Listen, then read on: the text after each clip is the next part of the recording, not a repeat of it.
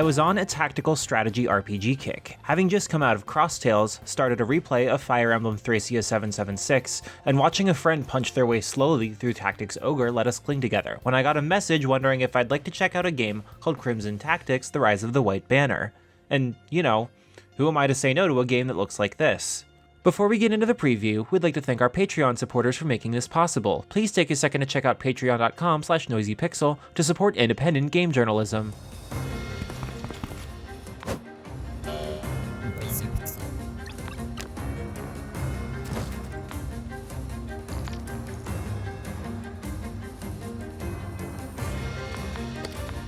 The first game developed by Black March Studios, Crimson Tactics: The Rise of the White Banner, is an early access title that wears its influences on its sleeve. You take the role of Alaris Frink, a newbie knight of Swazalta, on a mission to take down some accursed rebels. However, as you'll quickly notice, the rest of these knights are very prone to murder, and maybe they're not the best to ally with. After deciding to stand against them alongside the rebels, Alaris is involved in a much larger political conflict than his initial pay grade would allow. Crimson Tactics is a tactical RPG that is blatantly inspired by the likes of Tactics Ogre, with the same sorts of buffs, debuffs, elemental affinities, and even some of the menus from the cult classic. You move your squad of units around the map, stabbing at your opponents with basic attacks and a collection of skills and magic you'll learn through leveling up and redeeming with a shared point total. It's pretty fun and allows for some strong unit customization. Additionally, there are a few tricks here you won't see in other games, like broadswords having an area of effect hit, whips being able to target any enemy immediately around them, and being able to move further at a cost of not making any action, and more. It's very creative and interesting, and the music,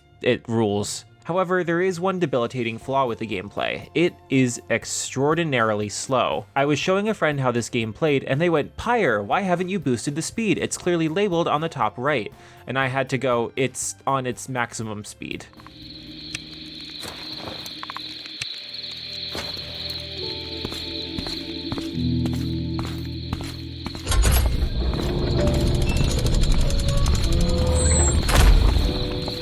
It's an infuriatingly slow game, which is only hindered further by just how long the story takes to get going at all and how many units you start out maps with. Its cutscenes blow similar looking games out of the water with specially crafted animations that are quite impressive, but I'm not really sure if all of that will ultimately matter because the story is really lacking some sort of punch. Besides the game itself being slow, the story is also slow, but its arcs have, as far as I've played, all wrapped up pretty depthless, leaving me struggling to care for the cast. Hey, this title is still in early access and much could change even with a supposed relatively soon release, and there's enough really good stuff here to give me hope that Crimson Tactics will be a really strong game on launch if they can address the speed issues. Thanks for watching. This video is brought to you by our supporters on Patreon. Noisy Pixel is run by a group of gamers providing independent gaming coverage through news, reviews, previews, and more. Check out our Patreon to help support our continued growth and subscribe to keep up with all of our future content.